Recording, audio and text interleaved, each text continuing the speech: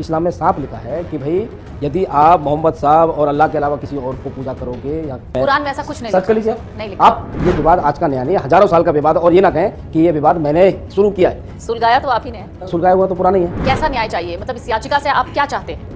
आपको धमकी भी कल दी गई। दोस्तों अब होंगे विष्णु गुप्ता के रोंगटे खड़े, क्योंकि दोस्तों आज ये खबर सुनकर विष्णु गुप्ता की पैंट गीली हो जाएगी, क्योंकि इस वीडियो में बात होगी अजमेर दरगाह केस को लेकर। जी हाँ दोस्तों, आज मैं आपको खबर बताने जो जा रहा हूँ उसको सुनकर जो अनभक्त है और जो अजमेर शरीफ दरगाह में खुदाई करने की बात कर रहे हैं उनकी जलकर राख हो जाएगी।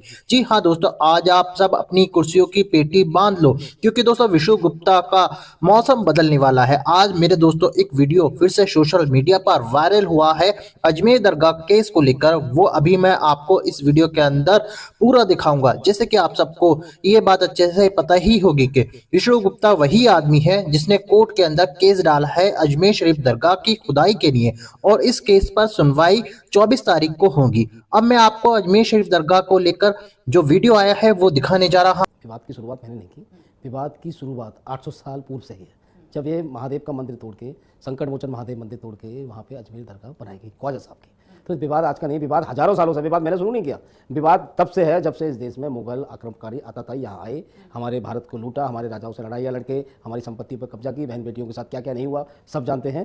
तो ये विवाद आज का नया नहीं है, हजारों साल का विवाद। और ये ना कहें कि ये विवाद मैंने शुरू किया है, ये विवाद हजारों सालों का है। सुलगाया तो आप ही ने। सुलगाया हुआ तो पुराना ही है। मेरा यहाँ सिर्फ इतना है कि भाई मैं तो भगवान जो महादेव हैं उनका मंदिर है और उनके लिए मैं लड़ाई लड़ रहा हूँ, क्योंकि महादेव भी मेरे साथ लड़ाई लड़ रहे हैं। आपको शायद पता होगा, जब हमने सिविल सूट फाइल किया है तो वहाँ फर्स्ट पार्टी महादेव खुद है। कब फाइल किया था? हमने 25 सितंबर को फाइल किया और उसमें 2 महीने का लंबा सफर रहा।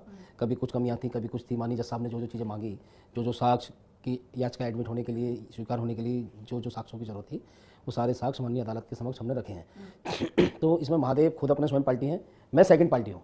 ये केस महादेव खुद लड़ रहे हैं, मैं तो बस नियमित मार्थ हूँ, उनके साथ सहयोगी हूँ, क्योंकि महादेव खुद नहीं आ सकते, तो इसलिए उन्होंने हमें भेजा है, हम उनके भक्त हैं। जैसे राम मंदिर के भी केस में देखोगे तो वहाँ रामलला विराजमान फर्स्ट पार्टी थे, उनके केस की तरफ से कोई दूसरा पैरवी है। हमारे संविधान में भगवान को जीता जागता व्यक्ति माना गया है, क्योंकि हमारे कोई मंदिर होता है तो मंदिर में आप देखोगे जब मूर्ति स्थापना होती है तो मूर्ति की प्राण प्रतिष्ठा होती है अच्छे से, तो वहाँ जीवित मारे जाते हैं प्रभु। लेकिन प्रभु हर जगह मौजूद नहीं हो सकते, इसलिए उनके लिए उनके भक्त ही लड़ाई लड़ते हैं कि ख्वाजा जी का जन्म यहाँ तो नहीं हुआ, ख्वाजा जी का जन्म खाड़ी देशों में हुआ, यहाँ के कोई निवासी नहीं, वो वहाँ से आए।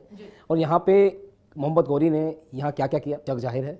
और आप ये भी देखें, इतिहास में ये भी लिखा है कि पृथ्वीराज चौहान से कई बार लड़ाइयाँ लड़ी, पृथ्वीराज चौहान ने कई बार उनको छोड़ा, और एक बार पृथ्वीराज चौहान उनसे हारे तो उन्होंने माफ़ नहीं किया, उन्होंने मार दिया उनको, उनका कत्ल कर दिया, बेरहमी से कत्ल किया, सबको पता है। तो मैं यही कहना चाहता हूँ कि हमें न्याय चाहिए। न्याय मांगने के कैसा न्याय चाहिए, मतलब इस याचिका से आप क्या चाहते हैं? हम याचिका से चाहते हैं कि वहाँ सर्वे होना चाहिए, और सर्वे होकर जो लोग अभी दबी जमान में कह रहे हैं कि वहाँ महादेव का मंदिर हुआ करता था, वो साबित हो जाए वहाँ महादेव का मंदिर ही था, और अभी भी वहाँ महादेव की आकृति और महादेव का चित्र वहाँ मौजूद है। जो अजमेर दरगाह है वहाँ उसमें नीचे जहाँ ख्वाजा साहब की कब्र बनी है, मजार बनी है, उसी जगह शिवलिंग हुआ करता था। उस शिवलिंग को तोड़कर वहाँ मजार बना दी गई, और अभी भी उसी जो मंदिर का गर्भगृह है जहाँ मजार है वो मंदिर का गर्भगृह है, और उसी में अभी भी दीवार पर वहाँ भगवान शिव का चित्र अंकित है। और हरविलास शारदा जी जो हमने जो कोर्ट में साक्ष्य पेश किए हैं, एक बुक पेश की हरविलास शारदा जी की जो 1910 की बुक है, 1911 की, उस बुक में साफ लिखा है कि एक ब्राह्मण फैमिली वहाँ पूजा कर रही है।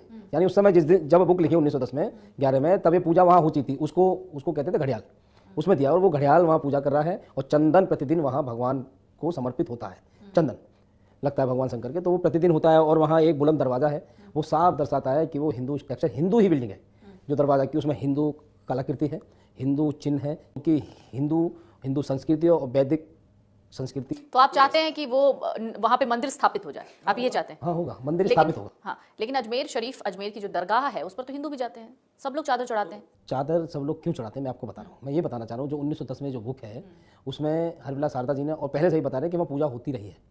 तो वहाँ लोग हिंदू जो जाते हैं महादेव की पूजा करने जाते थे, कि महादेव का चित्र अंकित है, वहाँ पूजा करने जाते थे। अभी मैं आपको बता, अभी क्या है, अभी भी बताता हूँ। तो ऊपर फिर धीरे धीरे क्या हुआ, पूर्वज जाते रहे और उनके जो वंशज वो भी जाते रहे कि भाई वहाँ जाना चाहिए। लेकिन जब वो दरगाह नीचे की बंद कर दिया गया तहखाना, तो भगवान शंकर का जो चित्र है वो भी बंद हो गया, तहखाना बंद हो, और वैसे आर्टिफिशियल मजार उन्होंने ऊपर बना दी। तो लोग मजार के चक्कर काट के आने लगे। और हमारे यहाँ क्या है, भारत में भेड़ चाल बहुत है। यदि कहीं कोई चल दे एक पीछे तो भेड़ चाल चल जाए। मैं फिर कहना चाहता हूँ, कोई हिंदू जा रहा है, मुसलमान जा रहा है, हमें कहीं किसी के पीछे नहीं जाना। मैं भेड़ चाल में शामिल नहीं होता, और कोई भीड़ सही और गलत का फैसला नहीं कर सकती कि सही नहीं, गलत। वो मैं मान गई, लेकिन मेरे कहने का मतलब है कि उस दरगाह पर हिंदू मुसलमान हर कोई जाता है, हर कोई अपनी श्रद्धा से वहां जाता है। हिंदू भी चादर वहां पर अपनी श्रद्धा से चढ़ाते हैं पीर बाबा को।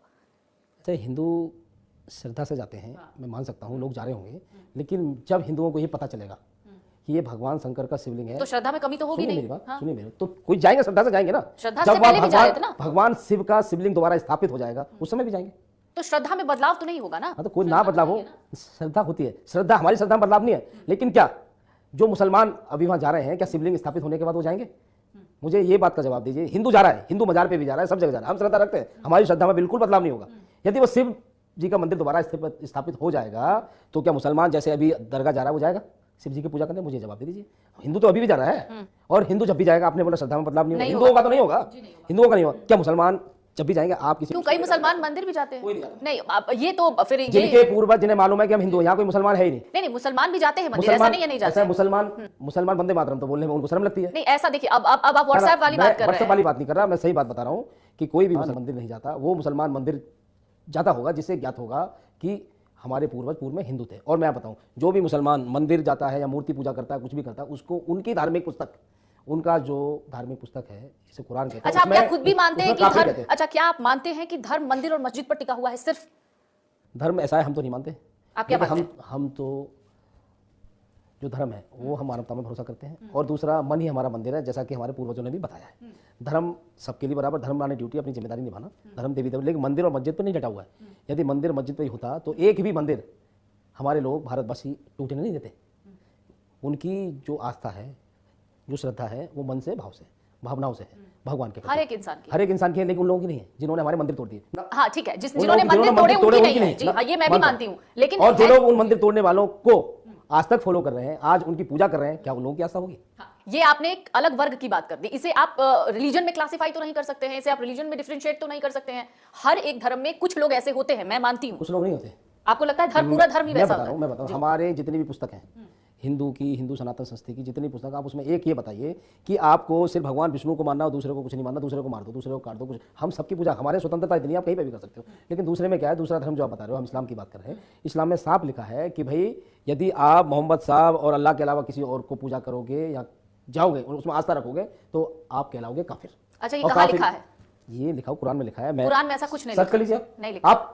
मुझे पता है। आप सर्च कर लीजिए, गूगल पर सर्च करिए काफिर। ऐसा लिखा है काफिर कुरान का में मतलब कि क्या जो अल्लाह को नहीं हाँ, मानेगा हाँ, वो काफिर काफिर होगा, ऐसा कहा है कुरान मैडम, आपको में। आप सर्च करो, वो मैं- कुछ मैं आप बताती हूँ सर्च कीजिए, आपको। आप सर्च कीजिए, चलिए, ये तो आप सर्च एक कीजिए। एक विवाद का मुद्दा है, विवाद लेकिन का- ऐसा आप कहीं सर्च नहीं कीजिए, लिखा लिखा है। किसी भी काफिर कौन धर्म होता है? ग्रंथ में। काफिर कौन होता है? काफिर शब्द जो काफिर है, मतलब क्या है? काफिर का जो शब्द है वो आप उस तरीके से देख रहे हैं जो काफिर का मतलब क्या है? आतंकवाद का शब्द आप यहाँ पर सामने ला रहे ना, हैं। काफिर कुरान में आतंकवादी ऐसा कहीं भी नहीं लिखा कि जो अल्लाह को नहीं मानेगा वो काफिर होगा, काफिर है। ऐसा कुछ नहीं लिखा है। जो उनके देवताओं के अलावा किसी और को मानता है, नहीं, वो ऐसा कहीं वो कुरान में शैतान नहीं को लिखा है। मानता ऐसे आपको पता है? मुस्लिम धर्म में भी, इस धर्म में मैं भी सर्च कई लोग करके ऐसा दिखाऊंगा, मानते काफिर हैं, का लेकिन मतलब ये क्या है? गलत है। मैं दिखा देता हूँ। जी, आप दिखाइए मुझे। काफिर का मतलब, और आप भी सर्च करो। हाँ, मैं गूगल कर पे, लूंगी, आपके आप पास है दिखाइए, कुरान। आप कुरान है, ये भी देखोगे तो मालूम पड़ जाए, ढूंढने की कोशिश करता हूँ है या आप मुझे भेजिएगा जरूर, मैं भी देखना हाँ, चाहती हूँ। ठीक हाँ, है, अब एक सवाल मेरा है आपसे ये कि आपने ये मुद्दा उठाया, बहुत अच्छी बात है, आप अपने धर्म के लिए आगे बढ़ रहे हैं, मंदिर के लिए आप आवाज उठा रहे हैं कि हमारे साथ नाइंसाफी हुई है, बहुत अच्छी बात है। आप जैसे बहुत कम लोग इस तरह की बात सामने लाते हैं, लेकिन आपको धमकी भी कल दी गई है, उसके बारे में मैं जानना चाहती हूँ, क्या कहा गया आपको और किसने दी है धमकी? ऐसा धमकी वही लोग देने वाले हैं जो नहीं चाहते कि अजमेर दरगाह की सच्चाई सबके सामने आए, मंदिर का सच सबके सामने आए, महादेव की आकृति और महादेव का मंदिर है वो जग जाहिर हो। इसीलिए वो हमें डराने के लिए, धमकाने के लिए अब हमें धमकी भी दे रहे हैं। कल एक फ़ोन आया, इंडिया से बाहर का है, कनाडा से फ़ोन आता है, वो कहता है कि आपने अजमेर दरगाह का केस फाइल करके बहुत गलती कर दी। आप ख्वाजा साहब के खिलाफ जो बोल रहे हैं, बयानबाजी कर रहे हैं, उसके लिए आपका सर कलम कर दिया जाएगा, आपकी गर्दन काट दी जाएगी, इसके लिए चाहे जितना डॉलर खर्च हो जाए। वो मैंने रिकॉर्डिंग भी दिया है, पुलिस को रिकॉर्डिंग भी दिया और उसके खिलाफ मैंने शिकायत भी दर्ज कराई है। तो इन लोगों को ये धमकी दे रहे हैं, हिंसा करने लगे थे कि संभल में कोर्ट के आदेश पे हुआ तो वहाँ पे देखिए हिंसा कर दी। हिंसा करके हमें डरा रहे हैं कि आप हमारे पूर्वजों ने जो तुम्हारे साथ किया, मठ मंदिर तोड़ दिए, यदि आप अब उनको रिस्टोर कराने जाओगे, कोर्ट भी जाओगे, तो कोर्ट को भी धमकाने को राजनेता कि कोर्ट बयानबाजी गलत कर रहे हैं, कोर्ट आदेश गलत दे रहा है। अरे भाई कोर्ट आदेश गलत क्यों दे रहा है? कोर्ट संविधान के अनुकूल आदेश न्यायालय दे का रहा बिल्कुल है, पालन न्यायालय का करना पालन करो आप, और यदि आपको संतुष्ट नहीं तो आप ऊपरी अदालत में। तो जी हाँ दोस्तों, आप लोगों ने ये पूरी वीडियो क्लिप देखी और सारी बातें आप लोगों ने सुनी हैं। उम्मीद करते हैं कि आपको अजमेर दरगाह के केस के हवाले से सब कुछ पता चल चुका होगा। तो दोस्तों इस वीडियो देखने के बाद अब आप क्या कहना चाहोगे तो कमेंट में अपनी राय लाजमी बताइएगा। और अगर आप लोगों ने हमारे इस चैनल को सब्सक्राइब नहीं किया है तो इस चैनल को सब्सक्राइब ज़रूर कीजिए, बेल आइकन को दबाइए ताकि आने वाली हर वीडियो की नोटिफिकेशन आपको मिल सके। तो चलिए दोस्तों, इसी तरह की इन्फॉर्मेशन लेकर आपकी खिदमत में एक बार फिर से हाजिर होंगे। जब तक अपना ख्याल रखिए और अपने इस भाई को अपनी दुआओं में याद रखिए। अल्लाह हाफिज़।